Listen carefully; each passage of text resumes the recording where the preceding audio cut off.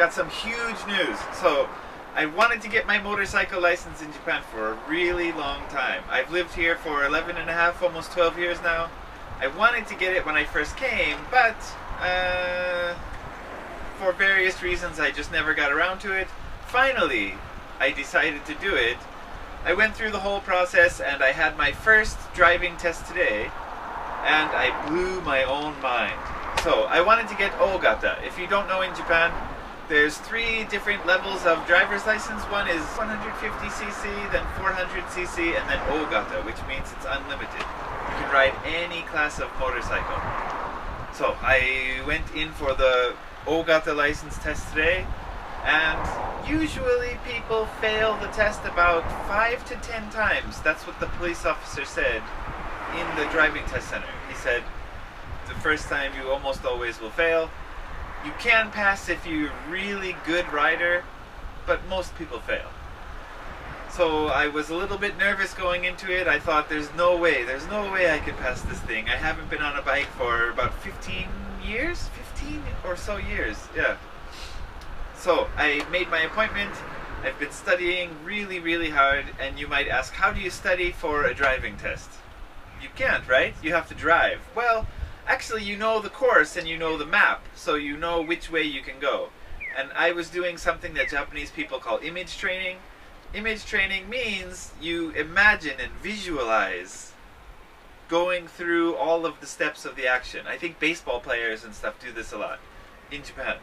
And you just kind of practice the scene again and again and again in your mind, and you think, you know, for a motorcycle you think, accelerate here, brake here, front brake, back brake, clutch, what am I going to do? So I had the whole thing mapped out in my mind, and I had run through the course dozens, if not hundreds of times in my mind before the test day.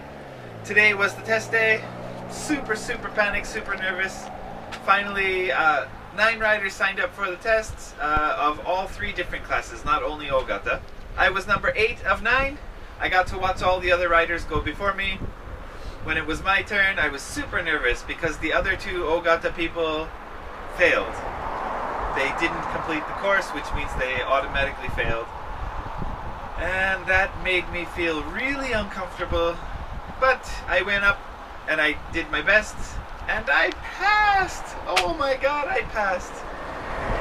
It's almost impossible to pass Ogata license on your first try, so I feel like this channel I'm trying to start here about moto vlogging, cycle vlogging, and just kind of traveling and hanging out in Japan, this is something that I'm supposed to be doing, I think.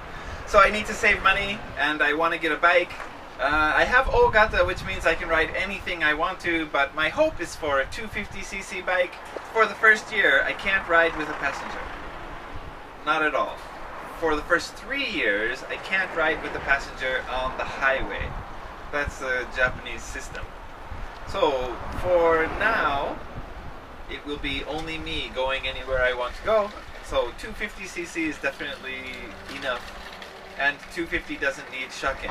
So I want to get a 250 to start, and then 1 year later, I want to go somewhere with Bambi.